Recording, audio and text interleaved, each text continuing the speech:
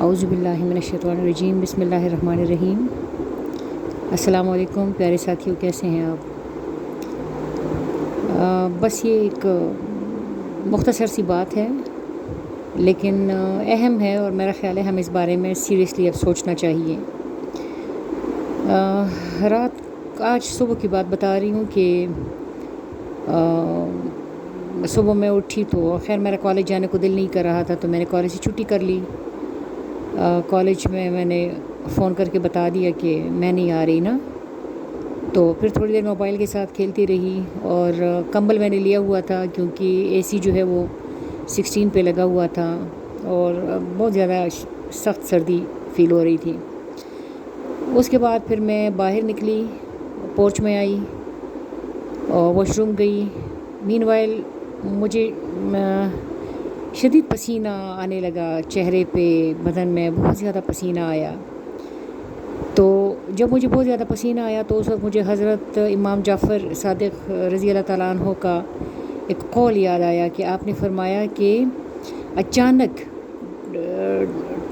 ٹھنڈے کمرے سے گرم میں اور اچانک گرم سے ٹھنڈے میں مت جایا کرو ورنہ تجھے یرقان ہو جائے گا۔ تو میں سوچ رہی تھی، میں نے کہا یہ ہم اپنی باڈی کے ساتھ کیا کر رہے ہیں؟ کبھی ہمیں چکر آ رہے ہوتے ہیں، کبھی ہمارے دل ڈوبنے لگتے ہیں، کبھی ہمارے بدن میں درد ہونے لگتے ہیں، کبھی ہمیں بخار ہونے لگتا ہے۔ تو میرا دھیان گیا کہ اندر کمرے میں دسمبر چل رہا تھا اور باہر پورچ میں جولائی چل رہا تھا۔ حالانکہ دسمبر آنے سے پہلے میرے بدن کو دسمبر سے عادی کرنے کے لیے اکتوبر اور نومبر جیسے مہینوں سے گزارا جاتا ہے۔ اکتوبر اور نومبر کی بات کرتے ہیں۔ نومبر میں پھر ٹھنڈی ہوائیں آنے لگتی ہیں اور پھر اس کے بعد رفتہ رفتہ ہمیں شدید سردی کی طرف لایا جاتا ہے۔ جبکہ مئی، جون، جولائی یہ 3 مہینے اس کے ہوتے ہیں نا، غصے والے، گرمی کے ہوتے ہیں نا۔ تو اس سے پہلے اپریل میں اس کے اثرات شروع ہونا، بلکہ مارچ کے آخر میں اس کے اثرات شروع ہو جاتے ہیں۔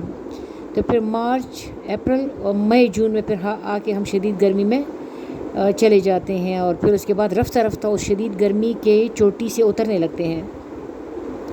لیکن ہم نے اپنی باڈیز کے ساتھ، اپنے بدنوں کے ساتھ یہ کھلواڑ شروع کیا ہے کہ اچانک ہم گرم سے سرد میں اور سرد سے گرم میں جمپ لگاتے رہتے ہیں۔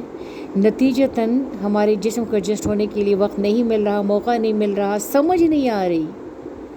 تو دماغ بھی آؤٹ ہو رہے ہیں اور دل بھی آؤٹ ہو رہے ہیں، اور ایموشنز اور زندگی ساری ہم نے داؤ پہ لگائی ہوئی ہیں۔